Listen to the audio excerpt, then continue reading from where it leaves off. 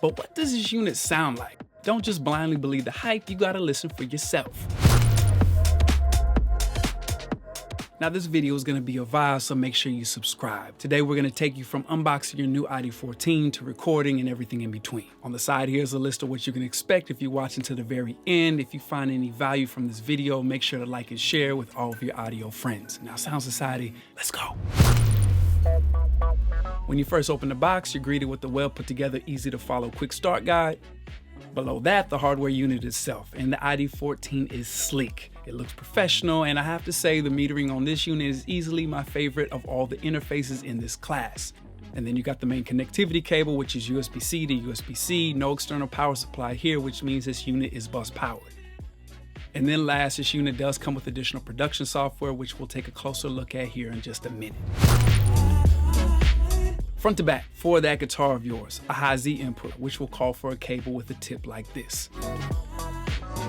And a highlight feature for this unit is not only that it comes with two headphone outputs, which I love, but one of them is a mini jack, which means if you happen to lose that 1/4" adapter of yours, you can still jump straight into your session without it, no hold up. Top of the unit, we got two high quality preamps, which also have the same discrete circuit design of the preamps found in the Audient consoles. So we're talking subtle analog warmth, ultra low noise, and low distortion. 48-volt phantom power for each of your input channels for those condenser mics that don't have their own power supply. And then this beautiful meter section, best in class metering in my opinion. Then this little USB host light, which lets you know when your unit is powered on. Then the monitor volume knob, which has a detented pot that has these subtle stops you can feel as you turn the knob, that also has a hidden feature within the knob itself, which we'll talk more about here in just a minute. To the back of the unit, left to right, USB-C output, which with this unit comes with a USB-C to USB-C cable. I love that.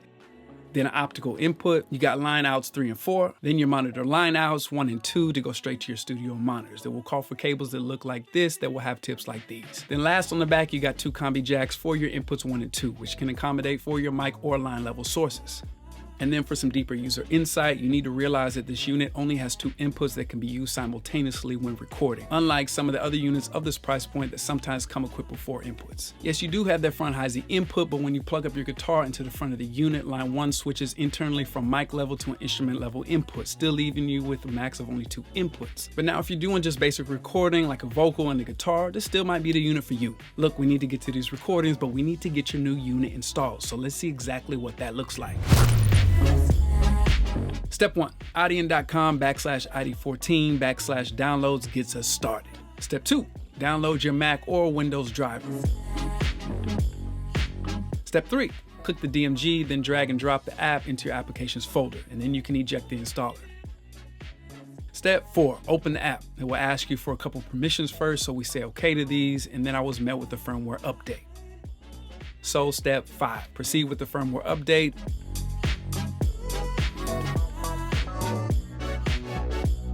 That took nothing but a second, update completed. And step 6, before we can join the party, we're asked to join ARC. Cool, let's do it, because we're gonna want some of that software, so we create an account. Step 7, email verification. So jump to that email and verify. Step 8, now we have to register our new unit, so let's do that real quick. And step 9, as you can see top left of your screen, it says successfully registered, and now we have access to all the software that Audient provides with your new ID14. The USB-C main connectivity cable is plugged in, your monitor line outputs 1 and 2, for your studio monitors are plugged in, your XLR cable is plugged into input 1, and your headphones are plugged up to one of the headphone outputs. Cool, we're almost to the music. Now make sure your computer sound output is set to Audient ID14, then back on the unit, press the headphone icon and turn up the headphone volume to your desired level. I found that -9 or -6 on the unit's meter was good for me. Next, open your DAW, and the first thing you're gonna wanna check is that the DAW's playback engine is set to Audient ID14. Then that the I/O monitor output is set to analog 1 and 2. Then back on the ID14, turn up the input 1 gain. I found that around 4 o'clock for using a Shure SM58 put me at the right levels in Pro Tools, but this will vary from mic to mic and song to song. Then back in your DAW, engage the input monitoring and mute button, arm record your audio channel, and arm record up at the top. Your vocal level should look something like this. Cool. Now hit the space bar and go. Oh, if you want to track your guitar, turn the input 1 gain all the way down, plug in your instrument cable into the high Z input in the front of the unit, and in doing so, the high Z input overrides the channel 1 mic signal and turns channel 1 into an instrument input. Now just adjust your gain to your desired level and you're good to go.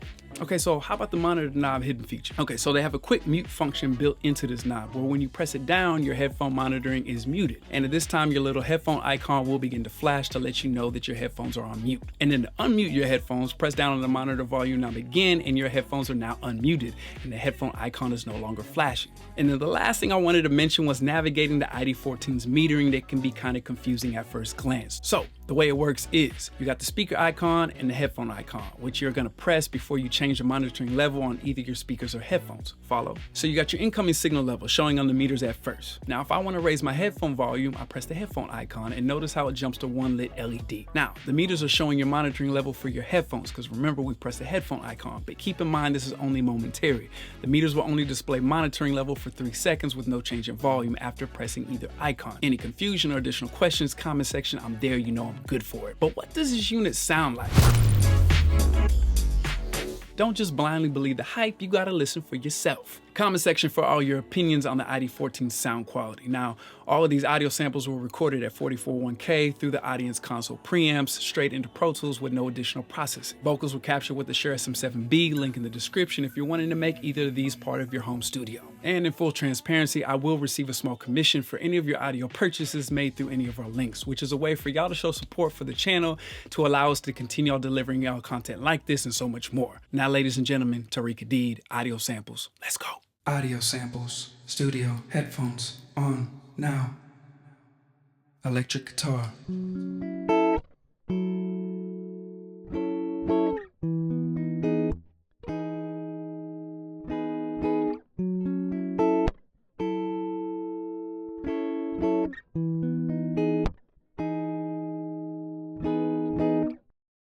Bass guitar.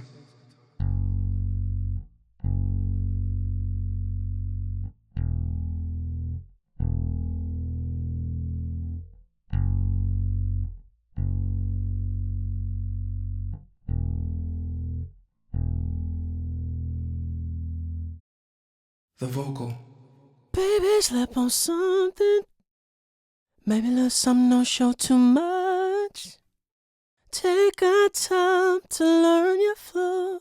Under all these lights, you're a diamond. All together, no processing. Baby, slap on something. Maybe let some don't show too much. Take our time to learn your flow. Under all these lights, you're a diamond.